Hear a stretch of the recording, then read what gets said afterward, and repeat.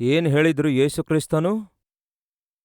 ನಾನು 3ನೇ ದಿನದಲ್ಲಿ ಎದ್ದು ಬರುತ್ತೇನೆ, ತಿರುಗಿ ಎದ್ದು ಬರ್ತೇನೆ ಎಂದು ಹೇಳಿದರು. ಹಾಗಾಗಿ ಆ ಸಮಾಧಿಯನ್ನು ಭದ್ರಪಡಿಸಬೇಕು. ಆ ಸಮಾಧಿ ಮುಚ್ಚಿರುವ ಕಲ್ಲು ಯಾರೂ ಉರುಳಿಸದಂತೆ ಕಾವಲಾಗಿ ಸೈನಿಕರನ್ನು ನೇಮಿಸಬೇಕು.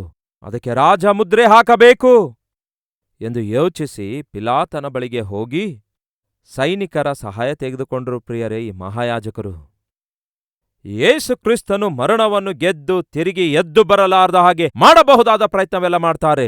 ಸಮಾಧಿಯನ್ನು ಸೀಲ್ ಮಾಡಿ ಬಿಡುತ್ತಾರೆ, ಸರಪಣಿಗಳಿಂದ ಬಂಧಿಸಿ ಬಿಡುತ್ತಾರೆ ಮತ್ತು ಸೈನಿಕರನ್ನೆಲ್ಲ ಕಾವಲಾಗಿ ನೇಮಿಸ್ತಾರೆ. ಯಾಕೆ ಗೊತ್ತಾ? ಲೋಕರಕ್ಷಕನಾದ ಯೇಸು ಕ್ರಿಸ್ತನನ್ನು ಮರಣದೊಳಗಿಂದ, ಸಮಾಧಿಯೊಳಗಿಂದ ಹೊರಗೆ ಬರಲಾರದಂತೆ ಮಾಡುವುದಕ್ಕಾಗಿ. ಇದು ಸಾಧ್ಯ ಅಂತೀರಾ? ಯೇಸು ಕ್ರಿಸ್ತನನ್ನು ಸಮಾಧಿಯಲ್ಲೇ ಹೂಣಿಡುವುದು ಸಾಧ್ಯ ಅಂತೀರಾ? ಯಸ್, ಮಾನವ ಮಾತ್ರ ಆಗಿರುವವರಿಗೆ ಸತ್ತ ನಂತರ ಸಮಾಧಿಯೊಳಗೆ ಇಡುವುದು ಸಾಧ್ಯ, ಹೂಣಿಡುವುದು ಸಾಧ್ಯ. ಆದರೆ ದೇವಾದಿದೇವನನ್ನು, ಪ್ರಪಂಚವನ್ನೇ ಸೃಷ್ಟಿಸಿರುವ ದೇವರಿಗೆ ಸಮಾಧಿಯೊಳಗೆ ಇಡುವಂಥದ್ದು ಸಾಧ್ಯವಿಲ್ಲ. ಯಾಕೆಂದರೆ ಆತನು ಎಲ್ಲರ ಹಾಗೆ ನರಮನುಷ್ಯನೂ ಅಲ್ಲ. ನರಮನುಷ್ಯನಾಗಿ ನಿಮಗೋಸ್ಕರ ನಮಗೋಸ್ಕರ ಜನ್ಮಿಸಿ ಆತನು ಜೀವಿಸಿದ. ಆದರೆ ಆತನು ಲೋಕರಕ್ಷಕನು. ಆತನು ದೇವಕುಮಾರನಾಗಿದ್ದಾನೆ. ಆತನು ಸಾಕ್ಷಾತ್ ದೇವರಾಗಿದ್ದಾನೆ. ಈ ಮಹಾಯಾಜಕರ ಒಳಸಂಚು, ಆ ಫರಿಸಾಯರ ಪ್ರಯೋಗವೆಲ್ಲ ಕರ್ತನಾದ ಯೇಸುಕ್ರಿಸ್ತನನ್ನು ಸಮಾಧಿ ಗೆಲ್ಲಲಾರದಂತೆ ಮಾಡುತ್ತದೆ ಅಂತೀರಾ? ಇಂಪಾಸಿಬಲ್. ಆದರೆ ಟ್ರೈ ಮಾಡಿದ್ರು ಪ್ರಿಯರೇ, ಸಮಾಧಿಯೊಳಗೆ ಇಡುವುದಕ್ಕೆ ಟ್ರೈ ಮಾಡಿದ್ರು. ಸಾಧಾರಣವಾಗಿ ಸತ್ತವರನ್ನು ಸಮಾಧಿಯೊಳಗೆ ಇಡುವ ಪ್ರಯತ್ನ ಮಾಡುವುದಿಲ್ಲ, ಪ್ರಯತ್ನ ಮಾಡುವ ಅವಶ್ಯಕತೆ ಕೂಡ ಇರಲ್ಲ. ಯಾಕೆಂದರೆ ಸಮಾಧಿ ಮಾಡಿದ ನಂತರ ಯಾರೊಬ್ಬರು ಎದ್ದೇಳುವ ಚಾನ್ಸ್ ಇರಲ್ಲ. ಪ್ರಪಂಚದಲ್ಲಿ ಕೆಲವೊಂದು ಜನ ಹೇಳ್ತಾರೆ, ಅವರನ್ನು ಅನುಸರಿಸುವ ಭಕ್ತರನ್ನು ನಂಬಿಸುತ್ತಾರೆ. ಏನೆಂದು ನಂಬಿಸಿದ್ರು ಗೊತ್ತಾ? ನಾನು ಸಮಾಧಿಯೊಳಗಿಂದ ಎದ್ದು ಬರ್ತೇನೆ, ಮರಣ ಹೊಂದಿದ ನಂತರ ತಿರುಗಿ ಎದ್ದು ಬರ್ತೇನೆ ಎಂದು ಜಂಬ ಕೊಚ್ಚಿಕೊಂಡಂಥವರು ಅನೇಕರಿದ್ರು.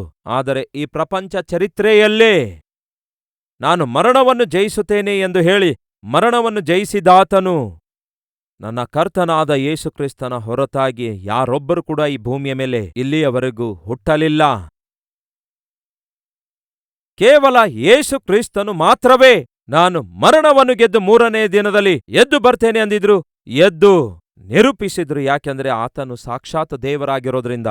ವೆಸ್ಟ್ ಮಿನಿಸ್ಟರ್ಸ್ ಅವೇ ಎಂಬುದಾಗಿ ಸಮಾಧಿಗಳ ಒಂದು ತೋಟ ಇದೆ ಇಂಗ್ಲೆಂಡ್ ದೇಶದಲ್ಲಿ. ದೊಡ್ಡ ದೊಡ್ಡ ಸೇವಕರ, ದೊಡ್ಡ ದೊಡ್ಡ ನಾಯಕರ ಸಮಾಧಿಗಳು ಅಲ್ಲಿವೆ. ಅವರ ಸಮಾಧಿಗಳು ಭೂಮಿಯಲ್ಲಿ ಹೂಣಿಡಲ್ಪಟ್ಟಿವೆ. ಆ ಸಮಾಧಿಗಳೆಲ್ಲ ಹಾಗೆಯೇ ಮುಚ್ಚಲ್ಪಟ್ಟಿವೆ. ಅಮೆರಿಕ ದೇಶದಲ್ಲಿ ಆರ್ಲಿಂಗ್ಟನ್ ಸೆಮೆಟರಿ ಎಂಬ ಒಂದು ಸ್ಥಳವಿದೆ. ದೇಶ ರಕ್ಷಣೆಗೋಸ್ಕರ ಸತ್ತಿರುವಂತಹ ಸೈನಿಕರ ಸಮಾಧಿಗಳೆಲ್ಲ ಅದರಲ್ಲಿವೆ. ದೇಶದಲ್ಲಿ ಒಳ್ಳೆ ಹೆಸರು, ಘನತೆ ಪಡೆದಿರುವ ದೊಡ್ಡ ದೊಡ್ಡ ಗಣ್ಯರ ಸಮಾಧಿಗಳು ಅಲ್ಲಿವೆ. ಅವೆಲ್ಲ ಮುಚ್ಚಲ್ಪಟ್ಟಿವೆ. ತಾಜ್ ಮಹಲ್, ಆ ರಾಜನು ತನ್ನ ಹೆಂಡತಿಗೆ ಎಷ್ಟು ಪ್ರೀತಿಸಿದನೆಂದು, ಆ ಪ್ರೀತಿಗೆ ಗುರುತಾಗಿ ಸಮಾಧಿಯ ಮೇಲೆ ತಾಜ್ ಮಹಲ್ ಅನ್ನು ಕಟ್ಟಿದ್ದಾನೆ. ಅಲ್ಲಿ ಸಮಾಧಿ ಇದೆ, ಅದು ಮುಚ್ಚಲ್ಪಟ್ಟದಾಗಿದೆ. ಈ ಲೋಕದಲ್ಲಿ ಬಹಳಷ್ಟು ಜನ ಅವತಾರ ಪುರುಷರೆಂದು ಹೇಳಿಕೊಂಡು ಬಂದರು, ತಾವೇ ದೇವರಾಗಿದ್ದೇವೆಂದು ಹೇಳಿಕೊಂಡ್ರು, ದೈವ ಸಮಾನರು ಎಂದು ಹೇಳಿಕೊಂಡ್ರು. ಅನೇಕ ಮತಗಳನ್ನು, ನಂಬಿಕೆಗಳನ್ನು ಪ್ರಾರಂಭಿಸಿದ್ರು. ಅವರು ಜನಿಸಿದ್ರು, ಜೀವಿಸಿದ್ರು, ಮರಣ ಹೊಂದಿದ್ರು, ಸಮಾಧಿ ಮಾಡಲ್ಪಟ್ರು. ಈ ಸಂಗತಿ ಎಲ್ಲರಿಗೂ ಗೊತ್ತು. ಆದರೆ ಪ್ರಪಂಚದಲ್ಲೇ ಒಬ್ಬಾತನ ಸಮಾಧಿ ಮಾತ್ರ ಈ ದಿನಕ್ಕೂ ಕೂಡ ತೆರೆಯಲ್ಪಟ್ಟದ್ದಾಗಿದೆ. ಅದೇ ನಮ್ಮ ಕರ್ತನಾದ ಯೇಸುಕ್ರಿಸ್ತನ ಸಮಾಧಿಯಾಗಿದೆ. ಯಾಕೆ ಯೇಸುಕ್ರಿಸ್ತನ ಸಮಾಧಿ ಇಂದಿನವರೆಗೂ ತೆರೆಯಲ್ಪಟ್ಟದಾಗಿದೆ? ಕಾರಣವೇನೆಂದರೆ ಆತನು ಆ ಸಮಾಧಿಯಲ್ಲಿ ಇಲ್ಲ. ಮತ್ತಾಯ ಸುವಾರ್ತೆ 28ನೇ ಅಧ್ಯಾಯ ವಚನ 1ರಿಂದ, ಸಬ್ಬತ್ ದಿನ ಆದ ಮೇಲೆ ವಾರದ ಮೊದಲನೆಯ ದಿವಸ ಬೆಳಗಾಗುವಾಗ ಮಗ್ದಲದ ಮರಿಯಳು ಬೇರೆ ಮರಿಯಳು ಸಮಾಧಿಯನ್ನು ನೋಡುವುದಕ್ಕೆ ಬಂದರು. ಆಗ ಮಹಾಭೂಕಂಪವಾಯಿತು. ಕರ್ತನ ದೂತನು ಆಕಾಶದಿಂದ ಇಳಿದು ಬಂದು ಆ ಕಲ್ಲನ್ನು ಬಾಗಿಲಿನಿಂದ ಉರುಳಿಸಿ ಅದರ ಮೇಲೆ ಕೂತುಕೊಂಡನು. ಅವನ ಮುಖಭಾವವು ಮಿಂಚಿನಂತಿತ್ತು, ಅವನ ಉಡುಪು ಹಿಮದಂತಿತ್ತು. ಕಾವಲುಗಾರರು ಅವನಿಗೆ ಹೆದರಿ ಸತ್ತವರ ಹಾಗಾದರು. ಆಗ ದೂತನು ಆ ಹೆಂಗಸರಿಗೆ, ನೀವು ಹೆದರಬೇಡಿರಿ, ಶಿಲುಬೆಗೆ ಹಾಕಲ್ಪಟ್ಟಿದ್ದ ಯೇಸುವನ್ನು ಹುಡುಕುತ್ತಿದ್ದೀರೆಂದು ಬಲ್ಲೆನು. ಆತನು ಇಲ್ಲಿ ಇಲ್ಲ, ಆತನು ಸಮಾಧಿಯೊಳಗೆ ಇಲ್ಲ. ತಾನು ಹೇಳಿದಂತೆ ಆತನು ಎದ್ದಿದ್ದಾನೆ. ಹಾಲೆಲೂಯಾ! ಆತನು ಹೇಳಿದಂತೆಯೇ ಮರಣವನ್ನು ಗೆದ್ದಿದ್ದಾನೆ, ಸಮಾಧಿಯನ್ನು ಜಯಿಸಿದ್ದಾನೆ, ತಿರುಗಿ ಎದ್ದು ಬಂದಿದ್ದಾನೆ. ಈಗ ಪ್ರಶ್ನೆ, ಯೇಸು ಕ್ರಿಸ್ತನು ಸಮಾಧಿ ಮಾಡಲ್ಪಟ್ಟಾಗ ಒಂದು ಬಲವಾದ ಭಾರವಾದ ಕಲ್ಲನ್ನು ಆ ಸಮಾಧಿಗೆ ಅಡ್ಡವಾಗಿಟ್ಟಿದ್ರು. ಅದಕ್ಕೆ ಸೀಲ್ ಹಾಕಿದ್ರು, ಅದಕ್ಕೆ ಸರಪಣಿಗಳಿಂದ ಬಂಧಿಸಿದ್ರು, ಅಲ್ಲಿ ಸೈನಿಕರನ್ನು ಕೂಡ ಏರ್ಪಡಿಸಿಟ್ಟಿದ್ರು.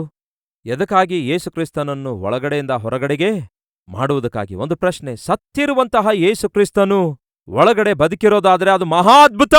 ಅಂತಹ ಅದ್ಭುತ ಮಾಡಿದಾತನಿಗೆ ಈ ಕಲ್ಲು ಅಡ್ಡ ತಡೆಯುತ್ತದೋ? ಎಂತಹ ಅಮಾಯಕರು ನೋಡಿ. ಮರಣವನ್ನೇ ಗೆದ್ದಿದಾತನು ಈ ಪ್ರಪಂಚದಲ್ಲೇ. ಯಾರಾದರೂ ಮರಣವನ್ನು ಜಯಿಸುವುದಾದರೆ ಅದು ಕೇವಲ ದೇವರು ಮಾತ್ರವೇ ಮರಣವನ್ನು ಸೋಲಿಸಬಲ್ಲರು. ದೇವರಿಗೆ ಸೋಲಿಲ್ಲ, ಮನುಷ್ಯನಿಗೆ ಸೋಲುಂಟು. ಒಂದಲ್ಲ ಒಂದು ವಿಷಯ ಅವನಿಗೆ ಸೋಲಿಸುತ್ತಾ ಇರುತ್ತೆ. ಕೆಲವೊಂದು ಸಾರಿ ಅನಾರೋಗ್ಯ ಮನುಷ್ಯರನ್ನು ಸೋಲಿಸುತ್ತೆ, ಆರ್ಥಿಕ ಸಮಸ್ಯೆ ಮನುಷ್ಯರನ್ನು ಸೋಲಿಸುತ್ತೆ, ಅಕಸ್ಮಾತ್ ಮರಣ ಮನುಷ್ಯರನ್ನು ಸೋಲಿಸುತ್ತೆ. ಆದರೆ ದೇವರನ್ನು ಮಾತ್ರ ಈ ಲೋಕದಲ್ಲಿ ಯಾವುದೊಂದು ಓಡಿಸಲು ಸಾಧ್ಯವಿಲ್ಲ.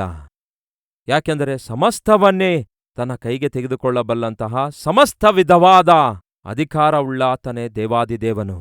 ಈ ಲೋಕದಲ್ಲಿ ಮನುಷ್ಯರು ಎಷ್ಟೇ ಜಂಬ ಕೊಚ್ಚಿಕೊಳ್ಳಬಹುದು, ಎಷ್ಟೇ ದೊಡ್ಡ ಸೂತ್ರಗಳಾದರೂ ಹೇಳಬಹುದು, ಎಷ್ಟೇ ದೊಡ್ಡ ವಕ್ತರಾದರೂ ಆಗಿರಬಹುದು.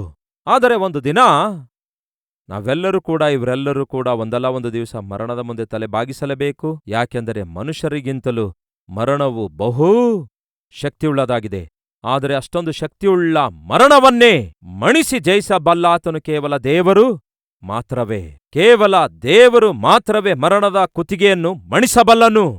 ಹಾಗೆ ಲೋಕದಲ್ಲಿ ಬಹಳಷ್ಟು ಜನ ಪ್ರಯತ್ನ ಮಾಡಿದ್ರು ಮರಣದ ಕುತ್ತಿಗೆಯನ್ನು ಮಣಿಸುವುದಕ್ಕಾಗಿ, ಮರಣ ಜಯಿಸಿ ಎದ್ದು ಬರುವುದಕ್ಕಾಗಿ. ಯಾರಿಂದಲೂ ಆಗ್ಲಿಲ್ಲ, ಕೇವಲ ಒಬ್ಬಾತನಿಂದ ಸಾಧ್ಯವಾಯಿತು. ಯಾಕೆ ಆತನಿಂದಾಯ್ತು? ಆತನು ದೇವಾದಿ ದೇವನಾಗಿರೋದ್ರಿಂದ, ಆತನು ಸರ್ವಾಧಿಕಾರಿಯಾಗಿರೋದ್ರಿಂದ, ಸರ್ವಶಕ್ತನಾಗಿರೋದ್ರಿಂದ ಮರಣವನ್ನೇ ತನ್ನ ಹಿಡಿತದಲ್ಲಿ ತೆಗೆದುಕೊಂಡ, ಮರಣವನ್ನೇ ಸೋಲಿಸಿಬಿಟ್ಟ. ಪ್ರಿಯ ಸಹೋದರ ಸಹೋದರಿಯರೇ, ನಮ್ಮೆಲ್ಲರಿಗೆ ಒಂದು ಶುಭವಾರ್ತೆ ಉಂಟು. ಏನು ಗೊತ್ತಾ? ನನ್ನನ್ನು ನಂಬುವವನು, ಏನದು? ನನ್ನನ್ನು ನಂಬುವವನು ಸತ್ತರೂ ಸಹ ತಿರುಗಿ ಎದ್ದು ಬರುವನು. ಯಾಕೆ ಯೇಸುಕ್ರಿಸ್ತನು ಆ ಮಾತು ಹೇಳಿದ್ದಾರೆ ಗೊತ್ತಾ? ಆತನು ಎದ್ದು ಬಂದಿರೋದ್ರಿಂದ. ಯೇಸುಕ್ರಿಸ್ತನು ಮರಣ ಹೊಂದಿ ತಿರುಗಿ ಎದ್ದು ಬಂದಿರುವುದರಿಂದಲೇ ಹೇಳ್ತಿದ್ದಾರೆ, ನನ್ನ ಮಕ್ಕಳು ಕೂಡ ಮರಣ ಹೊಂದಿದರೂ ಸಹ ತಿರುಗಿ ಎದ್ದೇಳ್ತಾರೆ. ಎಂತಹ ಅದ್ಭುತವಾದ ನಿರೀಕ್ಷೆ ನೋಡಿ. ಕ್ರೈಸ್ತಿಯ ಸಭೆಯೇ, ಕ್ರೈಸ್ತಿಯ ಸಮಾಜವೇ, ನಾವು ಎಷ್ಟರ ಮಟ್ಟಿಗೆ ಧನ್ಯರಾಗಿದ್ದೇವೆ ನೋಡಿ, ಎಷ್ಟು ಭಾಗ್ಯವಂತರಾಗಿದ್ದೇವೆ ನೋಡಿ. ನಾವು ಮರಣಕ್ಕೆ ಭಯಪಡುವ ಅವಶ್ಯಕತೆ ಇಲ್ಲ. ದೇವರು ಹೇಳ್ತಾರೆ, ನನ್ನ ಮಕ್ಕಳೇ, ನೀವು ಮರಣಕ್ಕೆ ಭಯಪಡುವ ಅವಶ್ಯಕತೆ ಇಲ್ಲ. ಮರಣದ ಮುಳ್ಳು ನನ್ನ ಶರೀರದಲ್ಲಿ ತೂರಿಕೊಂಡಿದೆ, ಅದನ್ನು ಮುರಿದು ಹಾಕಿದ್ದೇನೆ. ಈಗ ನೀವು ಮರಣಕ್ಕೆ ಭಯಪಡುವ ಅಗತ್ಯವಿಲ್ಲ. ಮರಣವೇ ನಿನ್ನ ವಿಷದ ಕೊಂಡಿಯಲ್ಲಿ, ಮರಣವೇ ನಿನ್ನ ಜಯೆಯಲ್ಲಿ, ಆ ಮರಣದ ವಿಷದ ಕೊಂಡಿಯನ್ನು ನಾನು ಮುರಿದು ಹಾಕಿದ್ದೇನೆ. ದೇವರ ಮಕ್ಕಳಾಗಿ ನಾವು ಮರಣಕ್ಕೆ ಭಯಪಡುವ ಅಗತ್ಯವಿಲ್ಲ. ಯಾರ್ಯಾರು ಆತನನ್ನು ಅಂಗೀಕರಿಸುತ್ತಾರೋ ಅವರೆಲ್ಲರಿಗೆ ದೇವರು ತನ್ನ ಮಕ್ಕಳನ್ನಾಗಿ ಯುಗ ಯುಗಗಳವರೆಗೂ ತನ್ನ ರಾಜ್ಯದಲ್ಲಿ ಜೀವಿಸುವ ಭಾಗ್ಯವನ್ನು ದೇವರು ಅನುಗ್ರಹಿಸಿದ್ದಾರೆ. ಈ ದಿನ ಕೇಳ್ತಿದ್ದೇನೆ ನಮ್ಮ ಮಧ್ಯ, ಮರಣಕ್ಕೆ ಭಯಪಡದಂತೆ, ಮರಣ ಬಂದಾಗ ಸಂತೋಷದಿಂದ ಎದುರಿಸಿ ನೇರವಾಗಿ ಯೇಸುವಿನ ರಾಜ್ಯಕ್ಕೆ ಸೇರಬೇಕೆಂದು ಆಶಿಸುವಂಥವರಿರೋದಾದ್ರೆ ಒಮ್ಮೆ ನನ್ನೊಂದಿಗೆ ಸೇರಿ ಪ್ರಾರ್ಥಿಸುವಿರಾ? ಬನ್ನಿ ಪ್ರಾರ್ಥಿಸೋಣ.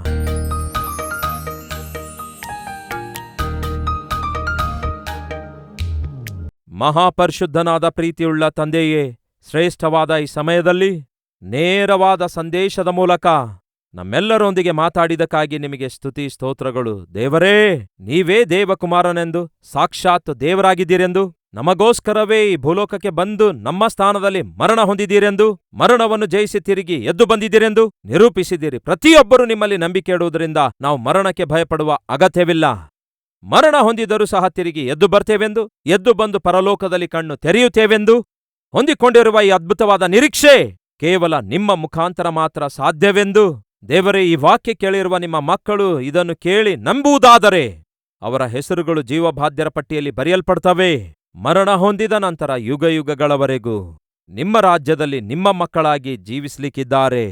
ನಾವು ಜೀವಿಸ್ಲಿಕ್ಕಿದ್ದೇವೆ ಎಂಬ ಈ ನಿರೀಕ್ಷೆ ನಿಮ್ಮ ಮಗನಾದ ಯೇಸುಕ್ರಿಸ್ತನ ಮುಖಾಂತರ ಮಾತ್ರ ಸಾಧ್ಯ. ತಂದೆಯೇ, ಆ ಯೇಸುವನ್ನು ನಮಗೋಸ್ಕರ ಕಳಿಸಿಕೊಟ್ಟದಕ್ಕಾಗಿ ವಂದನೆಗಳು. ಏಸಯ್ಯ, ನಮ್ಮನ್ನು ಪ್ರಾಣದಂತೆ ಪ್ರೀತಿಸಿ ಪ್ರಾಣವನ್ನೇ ಕೊಟ್ಟು ಮರಣವನ್ನು ಜಯಿಸಿ ಪರಲೋಕದಲ್ಲಿ ನಮಗೋಸ್ಕರ ಸ್ಥಳಗಳನ್ನು ಸಿದ್ಧಮಾಡಿ ತಿರುಗಿ ಬರ್ಲಿಕ್ಕಿದ್ದೀರಿ.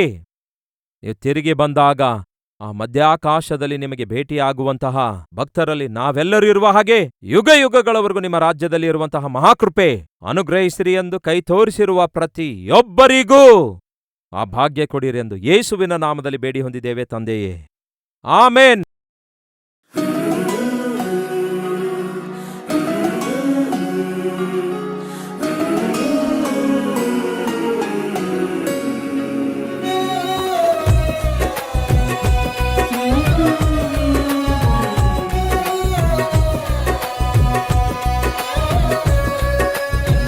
ದಿನ ಸಾರಿದ ಸಂದೇಶ ನಿಮಗೆ ಆಶೀರ್ವಾದಕರವಾಗಿರುವುದಾದರೆ ಲೈಕ್ ಮಾಡಿರಿ.